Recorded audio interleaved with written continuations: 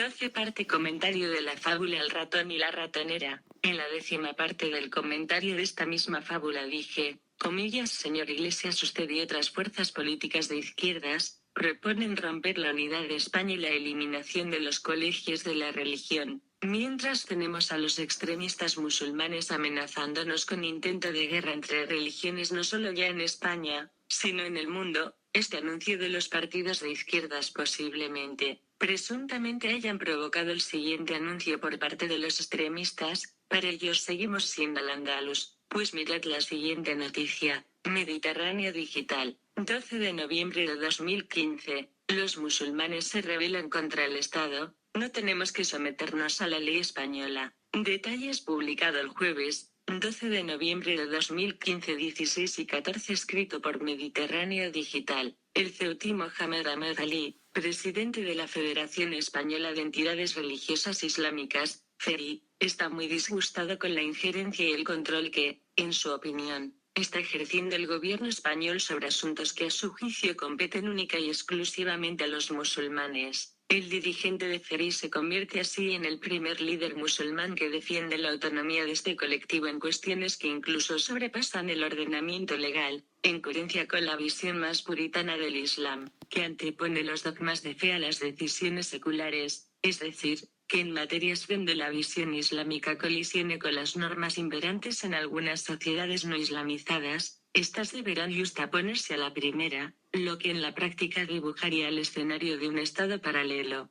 Unos 200 musulmanes, mujeres con velo y algunas sin él, niños, hombres, jóvenes y adolescentes nacidos en España, ya se concentraron el pasado mes de septiembre para mostrar su rechazo al proyecto de Real Decreto elaborado por el Ministerio de Justicia, por el que pretende crear la figura del presidente de la Comisión Islámica de España, CIE, el máximo órgano de representación de los islamistas en nuestro país, donde residen ya 1,8 millones de musulmanes. Manos aplaudiendo, tono de piel medio. Manos aplaudiendo, tono de piel medio.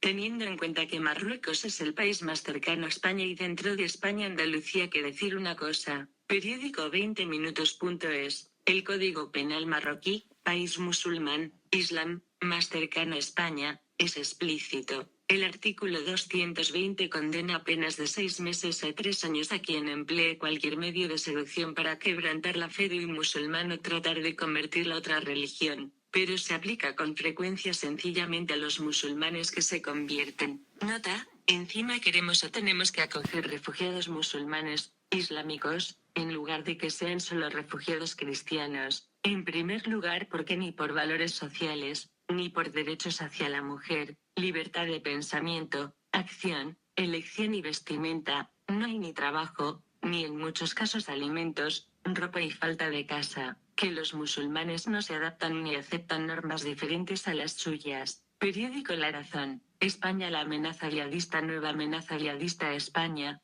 Vamos a entrar en Al-Ándalus. El jefe de AQMI en el Magreb señala a nuestro país como objetivo preferente en Europa. 9 de noviembre de 2015. J.M. Zuloaga, Madrid, http://www.larazón.es/etiquetas/meta/la-amenaza-yihadista. La amenaza yihadista Madrid. Abdesadek, el líder yihadista que estudiaba mecánica en los Salesianos. Abdesadek, el líder yihadista que estudiaba mecánica en los Salesianos. Los tres arrestados por entrar a formar parte del Daesh hacían vida normal en la Cañada Real y Vallecas. Sus conversaciones telefónicas precipitaron su arresto por su radicalidad. Sí, que haya sangre como en la guerra de Siria. Estudiaban los Salesianos de Atocha, a pesar de ser la teoría, buen musulmán, iba a un centro cristiano, abre comillas dobles. 8 de noviembre de 2016, Madrid, http://www.larazón.es/abdesadek-el-líder-yihadista-q-en-los-salesianos-h11105-almohadilla-tt1 y http://Periódico ABC, el desafío del terrorismo internacional. La yihad lanza una docena de amenazas contra España. Los lobos solitarios salen a las calles de Madrid,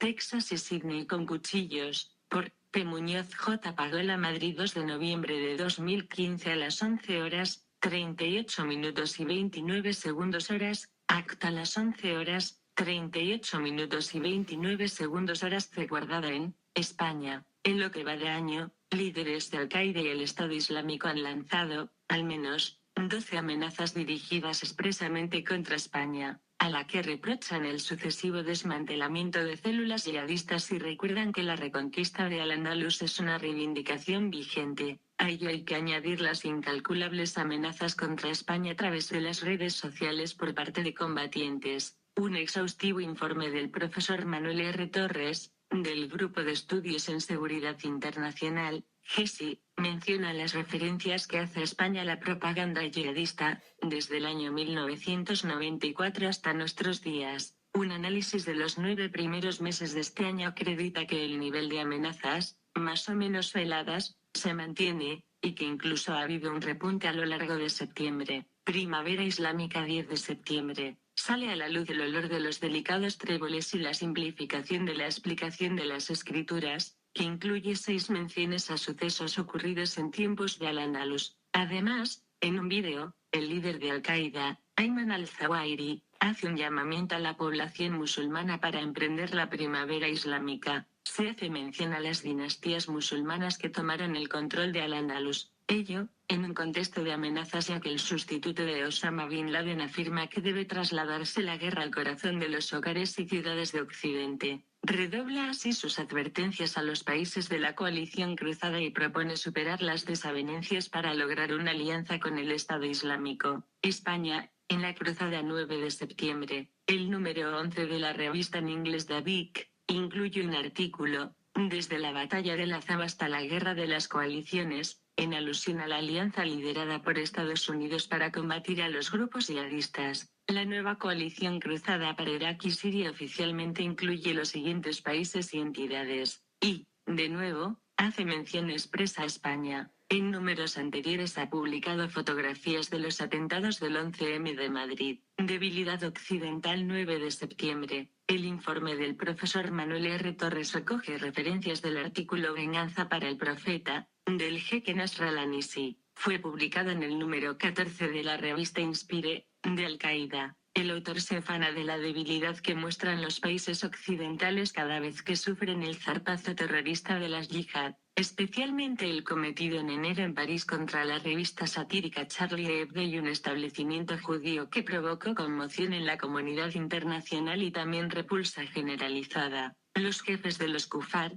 no creyentes, se han dado cuenta de esto después de haber sido sorprendidos por los acontecimientos. Mira cómo se reunieron, manifestaron y apoyaron mutuamente, fortaleciendo su debilidad y vistiendo sus heridas. Esas heridas no han sanado y no lo harán, ya sea en París, Nueva York, Washington, en Londres, en España o en Palestina. La leyenda de la gloria y el orgullo, que cojan sus armas 3 de septiembre. Nueva amenaza a nuestro país en un vídeo. Es de Al-Qaeda en el Magreb Islámico, AQMI, titulado La incursión sagrada, en el que aparecen imágenes del asalto de una célula yihadista a un convoy de la ONU en Mali. Se recogen declaraciones en español de un ciudadano de Melilla apodado Abu al-Nur al-Andalusi. Mensaje a nuestros hermanos en España, especialmente en Melilla, afirma el terrorista, que se muevan y que se dirijan hacia cualquier sitio en el que haya yihad. Nosotros necesitamos que nuestros hermanos musulmanes nos ayuden, que vengan a combatir, que cojan sus armas y que se dejen de la compañía de sus mujeres y sus hijos. Nuestros hermanos en las yihad nos necesitan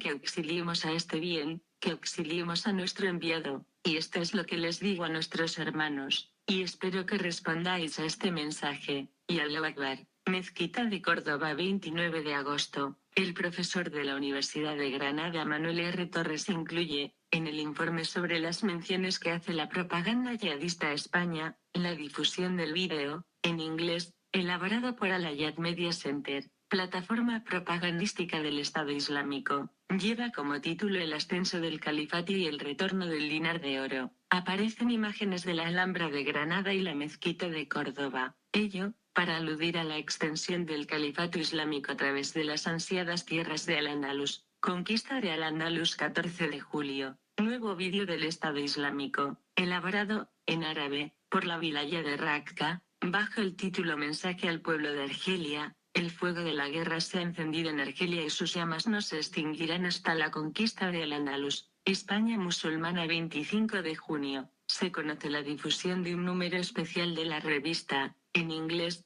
Resurgence, órgano de Al-Qaeda, que publica una extensa entrevista al norteamericano Dan Gadan, Azan el americano, muerto en un ataque de la coalición. En tanto que el reconocimiento de la realidad no tiene ningún papel que desempeñar en la toma de decisiones y el fanatismo vacío y el excesivo optimismo son las fuerzas en juego, porque se detienen en declaraciones vacías de estados y califatos, ¿por qué no declarar hoy, por ejemplo, la liberación de Palestina, o celebrar la recuperación de la España musulmana pasado mañana? Angustia de España. 15 de mayo. Se difunde desde Raqqa un vídeo titulado Juramento a la muerte, mediante el cual el Estado Islámico advierte de que creará una provincia en Europa y recuperará Al-Ándalus. Además, se conocía poco antes un artículo, Soldados del Terror, publicado en el número 8 de la revista Dabiq, del Estado Islámico. En la ciudad de Túnez, 2 soldados del Estado Islámico llevaron a cabo un asalto contra turistas kafir, no creyentes, en el Museo Nacional Bardo. La operación tuvo éxito en crear angustia a un número de naciones envueltas en la coalición cruzada: Italia,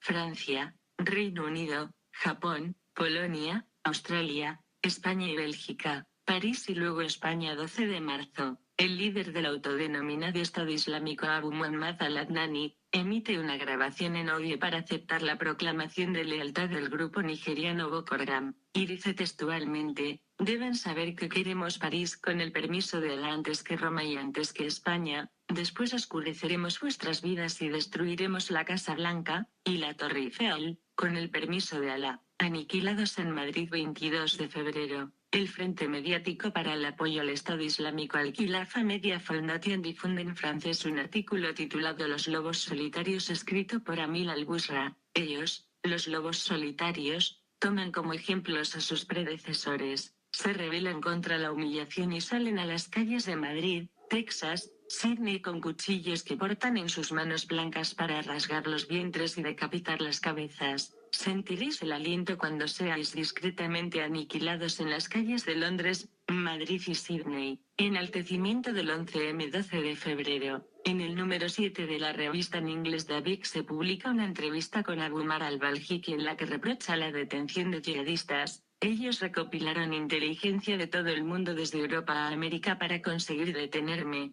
Ellos arrestaron musulmanes en Grecia, España, Francia y Bélgica para conseguir capturarme. Inserta un artículo inquietante: la extinción de la zona gris. Europa fue golpeada por ataques que mataron multitudes de kufar, más de los que fueron matados en los recientes ataques de París. La operación de Madrid en 2004 y la operación de Londres en 2005 juntas mataron a más de 200 cruzados e hirieron a más de 2000. Venganza. 14 de enero. Nasr al-Nisi emite un vídeo en árabe, con subtítulos en inglés, titulado Venganza por el Profeta, un mensaje sobre la sagrada batalla de París, y reitera: los jefes de los kufar se han dado cuenta de esto después de haber sido sorprendidos por los acontecimientos. Mira cómo se reunieron, apoyándose mutuamente, fortaleciendo su debilidad y ocultando sus heridas. Esas heridas no han sanado y no van a sanar, ya sea en París, Nueva York o Washington, en Londres, en España, o en Palestina. La leyenda de la gloria y el orgullo. Mirad cuidadosamente sus frutos. Son los mismos que nos combatieron en Afganistán y el Cáucaso, en Gaza, el Levante, Irak, Somalia y Yemen. Periódico La Gaceta. ISIS no parará hasta que su bandera onde en el Vaticano. Estado Islámico distribuye un nuevo documento en el que apuntan a su objetivo prioritario: conquistar Roma como centro de la Iglesia Católica. El Estado Islámico ha editado y distribuido un nuevo documento que pretende que llegue a los musulmanes de Oriente Medio y del resto del mundo. La ambición del ISIS no tiene límites y, según este último documento,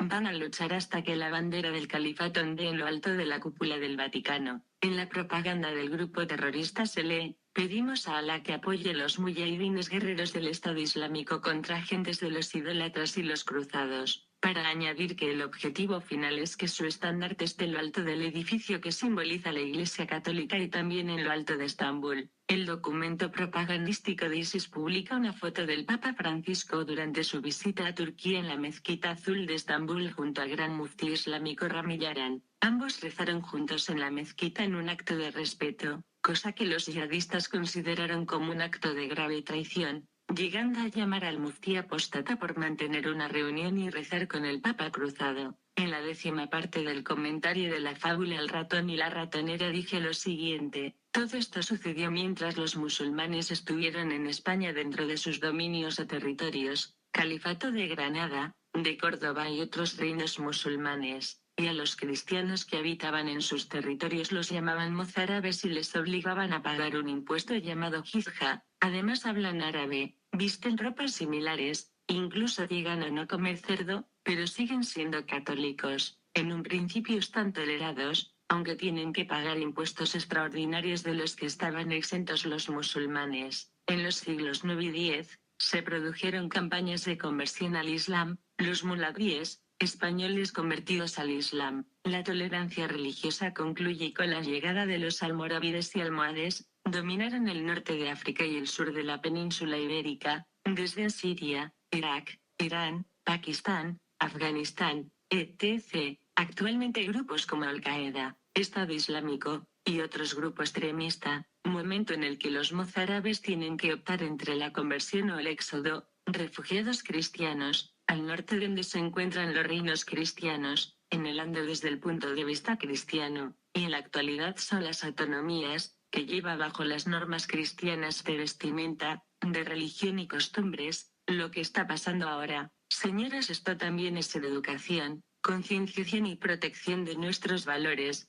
libertad para la mujer, igualdad, y fraternidad, cultura y religión cristianas. Según lo dicho más arriba, no pueden realizar rituales religiosos en público, deben guiarse según el Código de Vestimenta y de Comercio del Estado Islámico. Este código de vestimenta es el del Islam, en el caso de las mujeres cristianas. En la Edad Media las mujeres cristianas utilizaban para distinguirse de las musulmanas la siguiente vestimenta, la que actualmente está solo reservada para la reina de España, para los eventos religiosos y con su santidad el Papa. Traje de mantilla blanca, solo que entonces no solo era mantilla blanca y vestidos hasta los tobillos y mangas largas y cualquier color, y la mantilla o pañuelo de la cabeza blanco a excepción de la mantilla de luto que era negra y vestido de boda, negro. Este vestido de boda ha perdurado hasta casi nuestros días, pues la foto de boda de mi abuela iba con vestido negro, y tanto entonces como ahora el traje musulmán es de luto es blanco. Queremos volver tantos siglos atrás, 6 o 7. Tengan en cuenta que aquí en España, por ejemplo, porque 2 nacimientos de españoles cristianos, nacen 4 que no lo son, y además hemos dejado que tengan una superpoblación en África musulmana, islámica. Teniendo en cuenta lo cerca que está España de Marruecos, piensan un poco y que según su código penal, Marruecos, el Código Penal artículo 220, el Código Penal establece penas para quien emplee cualquier medio de seducción para quebrantar la fe de un musulmán o tratar de convertirlo a otra religión. A pesar de la ley, un número desconocido de musulmanes se han convertido por distintas vías y se reúnen clandestinamente algunos domingos. Se ven en pisos anónimos de las grandes ciudades donde leen juntos los evangelios en su versión árabe. Periódico ABC, Historia. La batalla olvidada de Cutanda, donde Alfonso el Batallador frenó a los musulmanes más extremistas. La Asociación Batalla de Cutanda se ha propuesto rescatar del olvido el combate, empezando por encontrar la ubicación exacta del campo de batalla. Dentro de la leyenda, se dice que Alfonso de Aragón venció a los musulmanes en más de 100 batallas, siendo la principal baza cristiana contra los almorávides. César Cervera, 4 de noviembre de 2015, antes de la llegada de los fanáticos almohades a la península ibérica, cuya expansión fue frenada en la celebérrima batalla de Navas de Tolosa, 1212, los territorios cristianos habían padecido otra oleada de extremistas del Islam un siglo antes, los almorávides.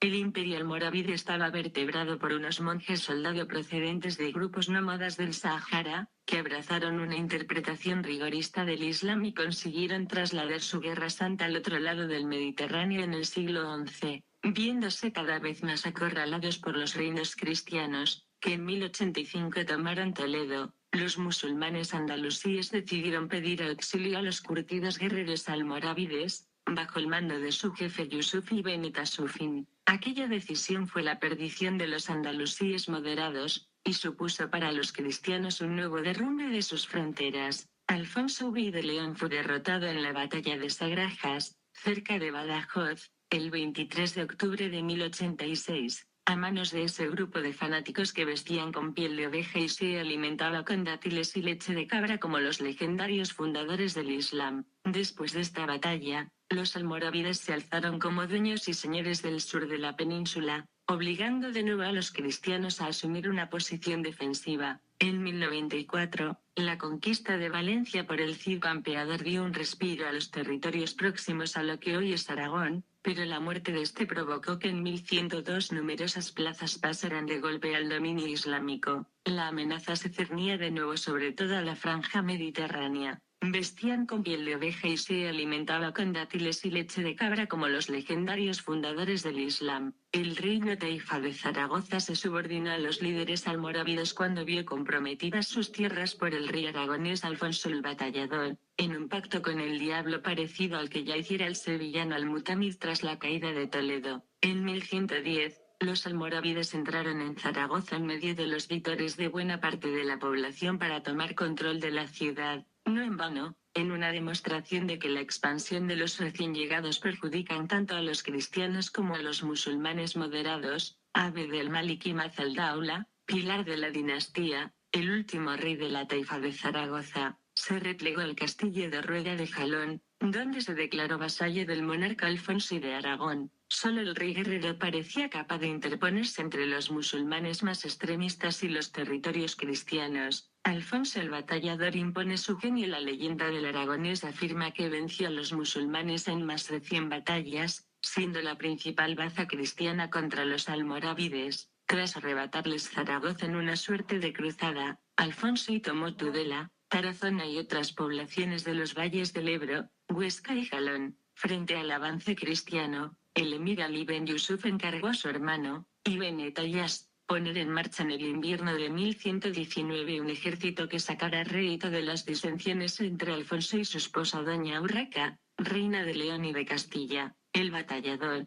lejos de rehuir el combate, levantó el asedio que mantenía sobre Calatayud al saber que Ibn Tayas iba en su búsqueda. Alfonso puso sitio a la fortaleza de Cutanda, una población cercana a Daroca, hoy en la provincia de Zaragoza, con la ayuda de Guillermo X, conde de Poitiers, y sus 600 caballeros. En Cutanda aguardó la espera de la llegada del grueso de las fuerzas almorávides. Lo que ocurrió allí solo se conoce a grandes rasgos. Como advierte el historiador Alberto Cañada Juste en su análisis de Cutanda, no caben las narraciones sino las aproximaciones en las batallas medievales, dada la escasez y poca precisión de las fuentes del período. Por no saberse, ni siquiera se conoce el lugar exacto de la batalla. Se calcula que debió producirse en un valle, hoy totalmente cultivado, que se extiende entre dos lomas de pequeña altura, donde a veces han aparecido huesos al laborear la tierra. Una cañada denominada con el estimulante nombre de la celada. Se valió Alfonso de algún ardid para vencer a los musulmanes, como sugiere el nombre del campo de batalla, Celada. Los que han investigado la contienda insisten en que celada puede leerse como emboscada de gente armada en paraje oculto, acechando al enemigo para asaltarlo descuidado o desprevenido. Nada que se pueda resolver con los datos hoy disponibles. Un documento extranjero, la Chronique de Saint-Maixent, realiza una narración superficial del choque, poniendo énfasis como corresponde a una crónica oral en la presencia de nobles franceses allí, en el año 1120, el 15º día de las calendas de julio, el conde Guillermo de Poitiers y el duque de los Aquitanos, y el rey de Aragón, lucharon con Ibrahim y otros 4 reyes de las Españas, en el campo de Cotanda. Vencieron completamente y mataron a 15.000 de los moabitas, maometanos, hicieron innumerables prisioneros, se apoderaron de 2.000 camellos y de otras bestias sin número y sometieron un número muy grande de castillos. Una celada puede leerse como una emboscada de gente armada en paraje oculto. Las crónicas musulmanas tampoco son capaces de dar un relato más preciso, pero apenas pueden maquillar el desastre militar que supuso Cutanda para los almorávides. La envergadura de la derrota queda retratada en la vigente de la expresión popular peor fue que la de Cutanda o peor fue la de Cutanda con el sentido de minimizar desgracias. No parece verosímil, en cualquier caso, que los cristianos pudieran reunir 12.000 jinetes, ni el que fueran capaces de causar 20.000 muertes, pero pasara lo que pasara en Cutanda, es incuestionable que Alfonso I salió vencedor. El aragonés entró una semana después en Calatayud y se apoderó de un sinfín de plazas por el camino. En las siguientes décadas, los musulmanes perdieron cualquier interés en la zona y se concentraron en defenderse de la ofensiva imparable de Alfonso I, al que solo su trágica muerte en 1134 le impidió seguir avanzando por el corazón de Al-Ándalus. Sitiando la fortaleza de Fraga con apenas 500 caballeros, el rey aragonés sufrió el contraataque sorpresa de la guarnición musulmana. Aunque el veterano monarca logró huir y salvarse en primera instancia, las heridas del combate devinieron en su muerte el 7 de septiembre de ese año en la localidad monegrina de Poleñino, entre Sariñén y Grañén, buscando una batalla 9 siglos después. En fechas recientes, la Asociación Batalla de Cutanda ha planteado la posibilidad de resolver de una vez si realmente la zona conocida como La Celada es el lugar donde tuvo lugar la contienda. Sabemos de la dificultad de encontrar el rastro, ya sea en forma de huesos o de restos de armaduras, de algo que ocurrió hace 900 años durante aproximadamente un par de horas, pero creemos que merece la pena intentarlo. El valor arqueológico de una batalla de esa magnitud es inigualable. No hay apenas material conservado de un episodio militar de ese siglo, explica a veces Rubén Sáez Haddad, historiador especializado en el campo militar y miembro de la asociación. Este grupo de aficionados a la historia militar nació originalmente para celebrar recreaciones del combate, aunque consideraron que la mejor manera de recuperar la batalla del olvido era desenterrando sus restos. Una de las razones por las que la batalla ha pasado inadvertida en la historia es porque nunca se ha hallado el campo arqueológico, recuerda Sáez Haddad, Cutanda Tamara López Fran Martín. Así, un pequeño grupo de arqueólogos, entre ellos Javier Ibáñez, se desplazó a la zona hace pocos meses a realizar un primer análisis. Las prospecciones superficiales han dado lugar a muchas evidencias, 4.200 piezas, entre restos de cerámica, fragmentos de huesos y elementos metálicos, pese a lo cual todos los esfuerzos se concentran en encontrar alguna de las fosas comunes donde habrían sido enterrados los musulmanes, así como posibles tumbas cristianas en los alrededores.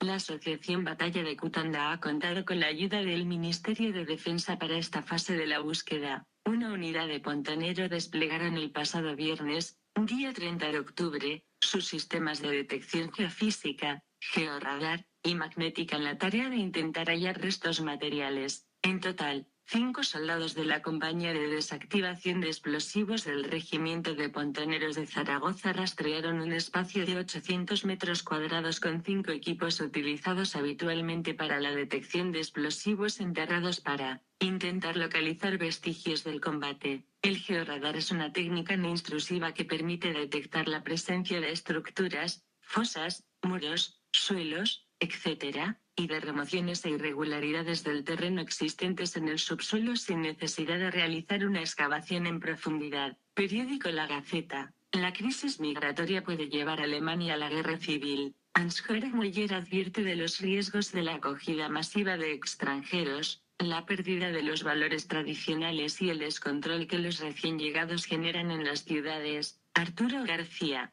Miércoles, 4 de noviembre de 2015. Alemania está al borde de la anarquía que nos puede llevar a una guerra civil o a convertirnos en un país bananero. Estas palabras de Hans-Jörg Muller, miembro del Partido Alternativa para Alemania, resumen el sentir de buena parte de la población alemana, cansada ya de las políticas buenistas de la canciller Angela Merkel y el descontrol que la llegada masiva de refugiados, sin apenas trámites burocráticos, está generando en las ciudades receptoras. Desde Alternativa para Alemania, un partido euroscéptico que boga por desmantelar la eurozona ante su evidente fracaso, lanzan un llamamiento a la sociedad alemana y exigen medidas reales al gobierno. En estas circunstancias, la situación no la determina la ley, sino quienes actúan, que son los que realmente tienen el poder. Y es que varias autoridades locales han mostrado su preocupación por el aumento de refugiados. En Baviera, La administración ya ha advertido a Merkel si llegan 1 millón de migrantes a Alemania, la región de Landshut solo aceptará a 1.800 refugiados. Las autoridades de la zona enviarán a los demás a Berlín en autobuses.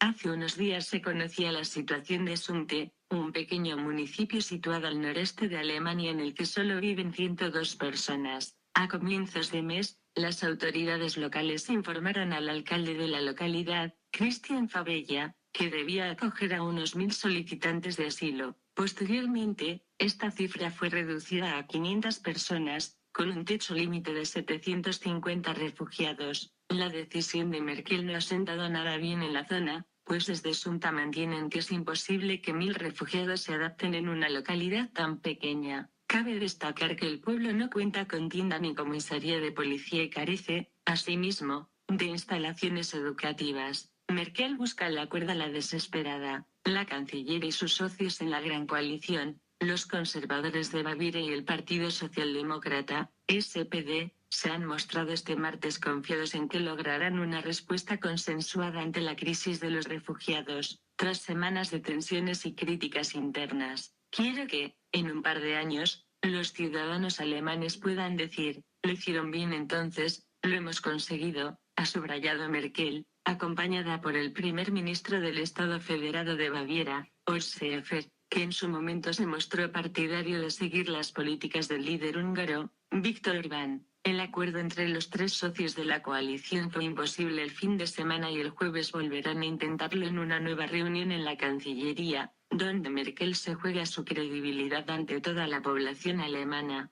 Marchas contra los refugiados. El pasado fin de semana, Colonia registró una de las manifestaciones más numerosas contra el gobierno y su decisión de acoger a miles de refugiados. La protesta denunciaba que los recién llegados quieren obligar a los alemanes a vivir de acuerdo a sus propias reglas y que no quieren adaptarse a la vida local. Este tipo de concentraciones son habituales en Alemania desde la creación de Pegida, pero el conflicto en Siria y el posterior rebote humanitario en Europa han supuesto un empujón definitivo para los ciudadanos. Precisamente en uno de estos actos se produjo uno de los momentos más comentados en Internet, cuando los manifestantes comenzaron a gritar Merkel a Siberia, Putin a Berlín.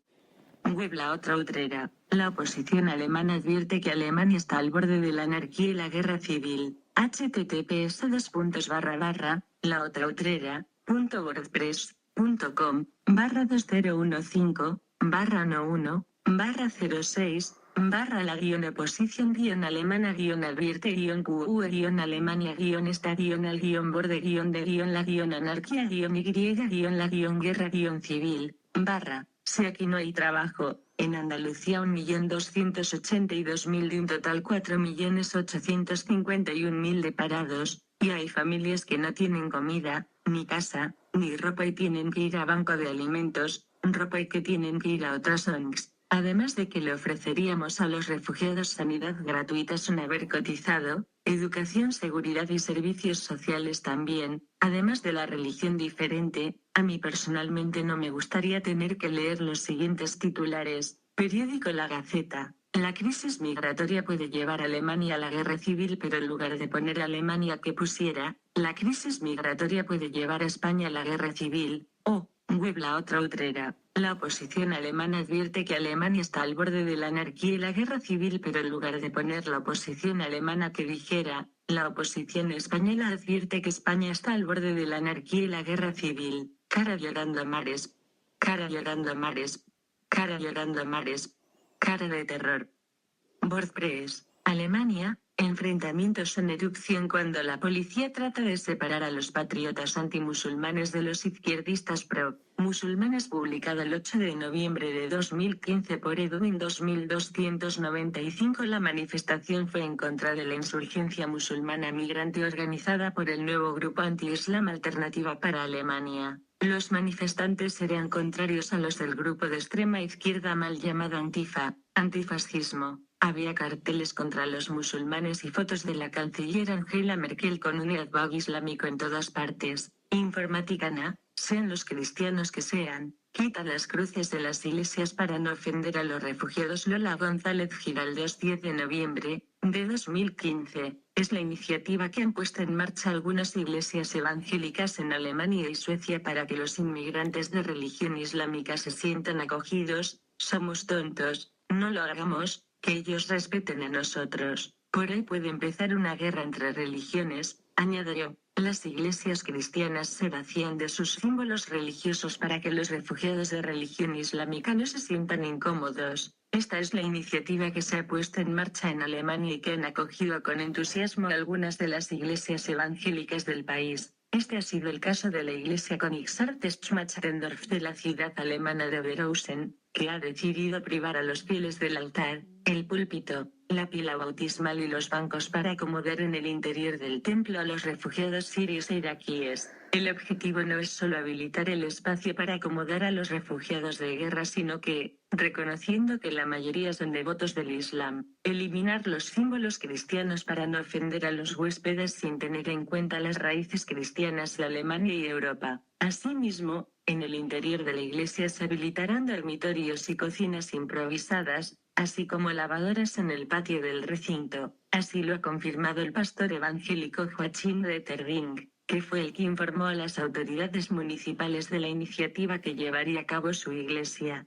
Una situación similar se está dando en Estocolmo, donde Eva Brune, obispa de la Iglesia Luterana Nacional Sueca que se ha declarado abiertamente homosexual, ha invitado a vaciar las iglesias de sus cruces y así habilitar los templos para la llegada de refugiados musulmanes. También la Iglesia Católica en Austria se ha sumado a esta iniciativa bajo el amparo del arzobispo de Viena Christoph Schönborn. El prelado ha promovido la utilización de las iglesias para acoger a los refugiados de otras confesiones religiosas. No solo ponemos una mejilla porque nos persiguen a los cristianos, sino que les ofrecemos nuestros templos. Ellos habilitarían sus mezquitas para acoger refugiados cristianos, sean de la facción del cristianismo que sea. Periódico mirajerez.com. Alemania separa a los refugiados cristianos de los refugiados musulmanes para protegerlos. Los refugiados musulmanes persiguen e insultan a sus compatriotas cristianos. Alemania separa a los refugiados cristianos de los refugiados musulmanes para protegerlos. Los refugiados musulmanes persiguen e insultan a sus compatriotas cristianos. No tiene lógica lo que la iglesia cristiana se están haciendo. Curioso. Mis secuestradores de ISIS me preguntaban por Cristo y su crucifixión. Almudena Martínez Bordio, 7 de noviembre, de 2015. Noticias. Jack Mourad es un sacerdote católico que el pasado mes de mayo fue secuestrado por el Estado Islámico en la ciudad de Qaryatain, Siria. Su cautiverio duró 3 meses, y durante ese tiempo mantuvo una peculiar relación con sus secuestradores, quienes manifestaban una gran curiosidad por la Santísima Trinidad, Dios, y su crucifixión. El sacerdote, que fue secuestrado junto con Pedro Hanna, voluntario en el monasterio del Mar de San Elián, recibió varias amenazas de muerte, en las que los carceleros incluso les detallaban la manera en la que morirían. Son realmente talentosos para usar palabras e imágenes para aterrorizarte, explica Mourad. Jack recuerda que les vendaron los ojos, les ataron de las manos y luego les condujeron hasta una prisión de Raqqa, donde permanecieron 84 días. Explica que en numerosas ocasiones les llamaban infieles acusándoles de haberse alejado de la verdadera religión del Islam. Para la sorpresa del padre, sus secuestradores islamistas tenían una gran curiosidad por la religión que el sacerdote procesaba y continuamente le hacían preguntas acerca de sus creencias. Pensaba que era inútil tratar de responder. ¿De qué sirve debatir con alguien que te pone en prisión y te apunta con su rifle?, se preguntaba. Cuando me forzaban a responder, yo decía, no estoy preparado para cambiar mi religión, cuenta Mourad. El cura defiende que a pesar de que en muchas ocasiones pensó que sería su fin, esta experiencia le ayuda a fortalecer su fe. Tras pasar 3 meses en la prisión, los extremistas le dejaron en libertad. El padre recuerda con gran emoción y cariño el momento en el que se reunió con todas las personas que quería, todos los cristianos de Al-Qaryatain, toda mi parroquia, mis hijos, estaban allí. Me quedé conmocionado. Estaban sorprendidos y felices. Todos se acercaron a abrazarme. El líder de Lehi, Abu Bakr al-Baghdadi, había decidido dar a los cristianos el derecho de vivir como ciudadanos en territorio controlado por Estado Islámico. Es por eso por lo que ambos sacerdotes fueron liberados. Saben todo, cada detalle. Nosotros tendemos a pensar que son beduinos incultos. La verdad es todo lo contrario. Son inteligentes, educados, tienen grados universitarios y son meticulosos en su planeación, asegura el padre. Durante su cautiverio, el monasterio en Al-Qaryatin había sido confiscado por el rey como botín de guerra, y durante la batalla por el control de la ciudad, fue destruido. El padre asegura que muchos cristianos querían quedarse porque no tenían a dónde ir. Algunos no pueden aceptar la idea de quedarse desplazados y prefieren morir en su casa. Otros están convencidos de que Estado Islámico, con quien tienen un contrato, los protegerán. En la ciudad siria Qaryatin quedan unos 160 cristianos. Se han quedado porque quieren. Le pedimos a Dios que los proteja porque nuestra ciudad es un peligroso campo de batalla. No hay refugios, ningún lugar es seguro, concluye preocupado Mourad. Infobat.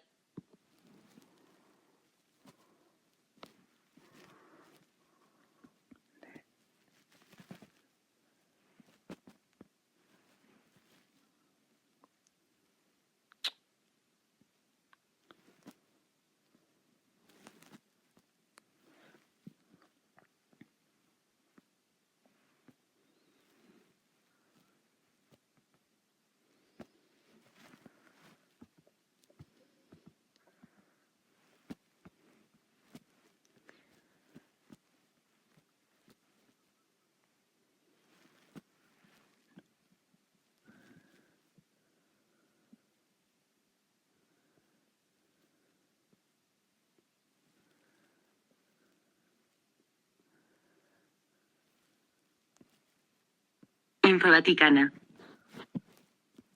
En la ciudad siria Qaryatin quedan unos 160 cristianos. Se han quedado porque quieren. Le pedimos a Dios que los proteja porque nuestra ciudad es un peligroso campo de batalla. No hay refugios, ningún lugar es seguro, concluye preocupado Mourad. De Infovaticana. Infovaticana. Los cristianos en Siria, rogamos a la comunidad internacional que pare la guerra. Lola González Giraldós, 11 de noviembre de 2015. Facebook, Twitter, Google+, correo, comentar. Tenemos miedo a perder nuestra herencia cultural cristiana, es el llamamiento del arzobispo ortodoxo sirio de Homs a los países occidentales. Los cristianos continúan en peligro en Siria y se siguen viendo obligados a abandonar sus hogares en busca de refugio. Es la advertencia que ha lanzado el arzobispo ortodoxo sirio de Homs, Selwanos Boutros Al-Neme, que ha hecho un llamamiento a no olvidar la terrible persecución que todavía sufren los cristianos sirios. Tenemos realmente temor a perder nuestra herencia cultural. Rogamos a la comunidad internacional que ponga fin a esta guerra. Es la súplica que ha enviado el prelado a los países occidentales para que defiendan a los cristianos frente al fundamentalismo islámico. A pesar del avance de las tropas del ejército sirio apoyadas por las fuerzas rusas,